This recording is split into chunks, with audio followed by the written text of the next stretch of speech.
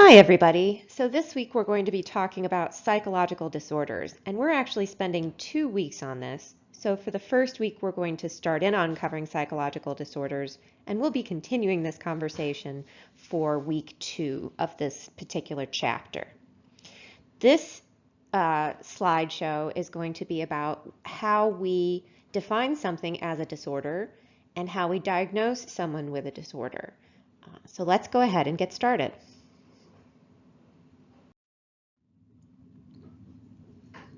So before we dive into this, I just wanted to give you a heads up that I give everybody. And those are the cardinal rules when we start talking about psychological disorders. I wanted to let you know that it's very easy and very human to take a look at some of the topics we'll be talking about and to see yourself in them. I think that's just part of what we experience. It happens with medical students and it happens with psychologists. You see a list of symptoms and you say, I have all those things. Might I have this disorder? It's something that just naturally happens. I want to go ahead and emphasize that we're going to be talking about what makes a disorder an actual honest to goodness disorder and how it involves a lot of extremes that are unusual and rare. So whereas you might see echoes of your own behavior in some of the things we describe, keep in mind that they still are things that are fairly rare. So I want to go ahead and say, don't diagnose yourself.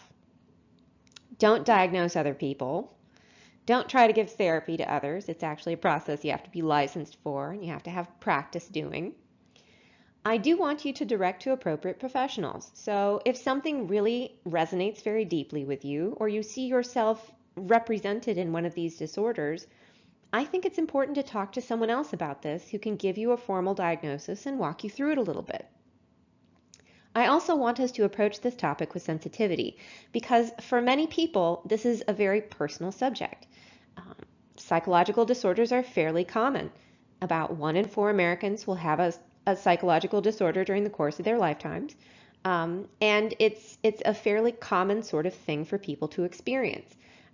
So what this means is that for a lot of people who are listening in on this, it means that they might have a psychological disorder, or they might have a loved one who has a psychological disorder. So in the discussion forums especially, I want us to be careful, to be sensitive when we're talking about psychological disorders, because for some people it is personal.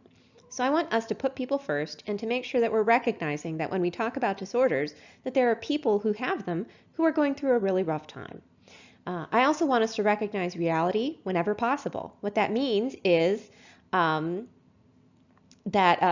we're going to be talking a little bit about how psychological disorders are portrayed in media versus how they actually are experienced and how there might be a difference sometimes. Also, this is my time for me to provide a bit of a heads up. We're going to be talking about some of the underlying causes of psychological disorders, as well as some of the symptoms of psychological disorders. And what that means is that we're going to be talking about things like alcohol and drug use, childhood sexual abuse, cutting, and suicide attempts. And all of those things are a part of the picture when we talk about psychological disorders. So once again, for some of you, this is personal.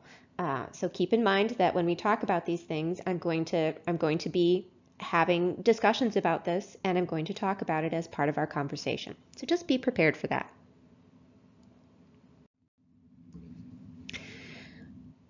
So I'm going to talk just a little bit more about the history of psychological disorders and how we thought about them for a very long time.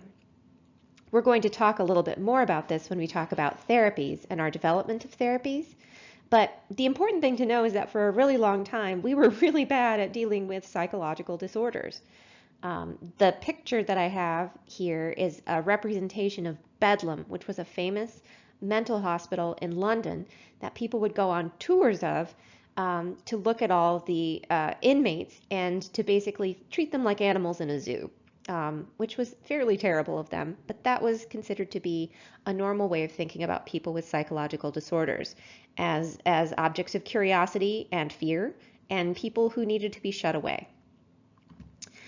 Trephining is something that is mentioned in your textbook as a particular medical procedure that we know that very early people did We can see archaeological evidence, for example, of people cutting open someone's skull in a surgical procedure. Now, the thing with this is we're not really sure why people did this procedure. We know it was surgical rather than an act of violence because it was a very specific type of injury. Oh, that's my cat saying hello. Hello, Sansa. And we also know that it wasn't necessarily a source of injury that led to death because we could see that the injury has been healed. We can look at the bone and see that it was healed after. We also don't know the reason why people might have cut open holes in people's skulls. And one of those reasons could be to reduce swelling in the brain, which is something that we do even today when someone has a very high fever. Another reason could be out of an attempt to release demonic spirits. Those are both been posited as reasons why someone might have engaged in trepiding as an early medical practice as it relates to potential disorders of the brain and diseases of the brain. Yes, I know. For the longest time, we thought that people who had mental disorders had demonic possession, and so exorcism was fairly common as a practice to try to rid people of their demonic spirits, and that often involved severe shocks to the system, dunking people in cold water, and starving them, tying them to the bed, and praying over them a lot. And that really didn't do much to help someone who was in the middle of a psychotic break. This is the general rule of thumb for how we used to treat people with psychological disorders. For the longest time, we didn't have a way to treat disorders, and we didn't develop things like drugs for depression and for psychosis until the 50s and 60s. That's the 1950s and 60s. Before then, all we knew how to do really well was to sedate people and basically give them tranquilizers. So we did that a lot. We also attempted to restrain them through straitjackets and through manacles. We tried to separate them into hospitals where they would be considered to be separate from society, and we would incarcerate them. And to a certain extent, we still do. A significant proportion of our incarcerated population suffers from mental illness. And oftentimes, this notion of how we treat mentally ill is to shut them away and to throw away the key. And that's sadly something that to a certain extent has continued. We do incarcerate a significant number of people with mental illness. So when we consider whether a behavior is disordered, we focus on 3 different qualities. I call them the 3 Ds. And it's important to know that someone might be behaving in a way that you might consider odd or unusual, but that doesn't necessarily bring it to the point where it would be considered to be a disordered behavior or a psychological disorder. Keep in mind as we're going through this that every time I present a disorder, you should be able to identify how it fulfills these 3 different areas, or the 3 Ds. So let's go ahead and go through the first one of these qualifications. In order to be considered disordered, a behavior has to be deviant. What does that mean? That means that it's statistically rare, it's unusual, it doesn't happen terribly often, and that is something that's substantially different from what we would consider to be normal. Now there's a few things to consider here. The first is that there can be sometimes distinct cultural differences in terms of what we consider to be normal. So for example, in certain cultures, extensive ritualistic repetitive behavior could be a normal part of that particular culture.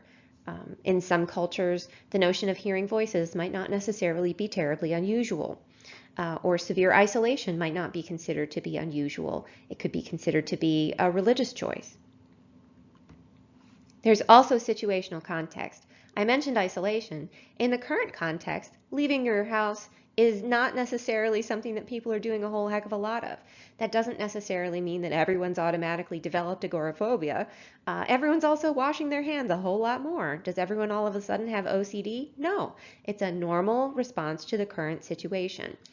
So the key is taking into account the context. It's normal these days for people to be a little bit more hesitant before leaving their home and to engage in repetitive hand washing behaviors because we're in the middle of a disease.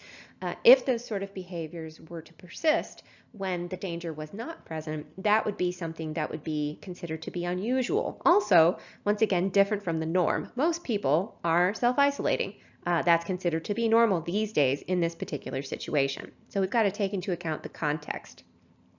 If somebody just lost a loved one, being very, very sad is normal. If somebody is all of a sudden in a situation where they see something very frightening, being very, very anxious is normal. So we've got to take into account the circumstances under which these particular expressions happen and whether that's considered to be a typical response or an atypical response.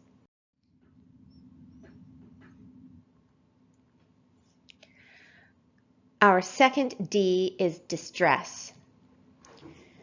So it's important to note that in order to be considered to be a disorder, the behavior has to lead to significant discomfort and harm. Now, it's interesting to note that this discomfort or harm could be harm inflicted on oneself or on others or society in general. The key thing to note here is that for most disorders, the people in question who are going through them are not happy. They're usually in a state of profound discomfort, and they're harming themselves through their particular disorder. Now, there are some interesting exceptions to this notion of experiencing self-distress. So, for example, some personality disorders are marked by a lack of emotionality, meaning that people don't necessarily express strong emotions, including emotions of distress. So they might not have any awareness of their own distress or awareness of the distress they may be causing others. And there's certain other disorders, for example, people in the middle of a manic episode or people who experience narcissistic personality disorder might claim that they are great, that they are more than great, they are fantastic. But they might be harming themselves and not aware of it, and also might be causing profound harm to the people around them.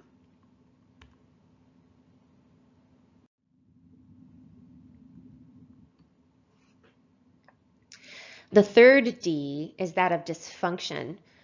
Your book also calls it malfunction, which is the same sort of thing. Those terms are interchangeable.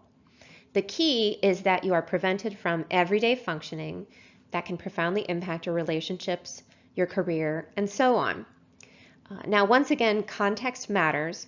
In a society where people aren't currently hunkered down inside of their homes, let's say someone is so frightened of dogs that they can't go outside because they might encounter a dog. And as a result, they can't interact with other people or go to work, and it really limits their daily life. Once again, this would be under different circumstances than the circumstances we're facing right now. If you have to wash your hands so often that you can't ever do anything else because you're spending 5 hours a day washing your hands, once again, this is considered to be under regular circumstances where people aren't washing their hands a lot, but somebody who's doing it to the extent where they can't do anything else has an inability to function otherwise normally. So once again, taking into account context, but we're looking for profound dysfunction and disruption of everyday life because of the results of the disorder, not because of outside influences like, for example, a global pandemic.